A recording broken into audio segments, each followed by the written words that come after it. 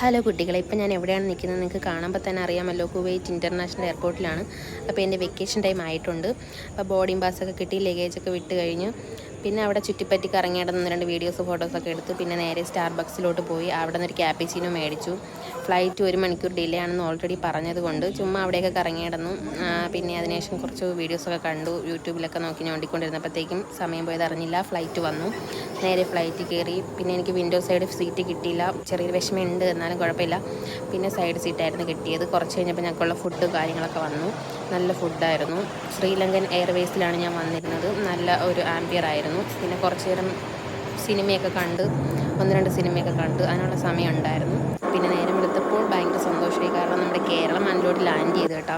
ഞാൻ വന്നത് തിരുവനന്തപുരത്തായിരുന്നു. എൻ്റെ വീട് തിരുവനന്തപുരത്താണ്. അപ്പോൾ തിരുവനന്തപുരത്ത് ഇറങ്ങി വന്നിട്ട് നേരെ ഡ്യൂട്ടി ഫ്രീയിൽ പോയി 1-2 സാധനങ്ങളൊക്കെ മേടിക്കാൻ ഉണ്ടായിരുന്നു. പിന്നെ എൻ്റെ ആളുകളൊക്കെ പുറത്ത് വെയിറ്റിങ്ങിലായിരുന്നു. അപ്പോൾ ഞാൻ പോകുന്നു. ടാറ്റാ.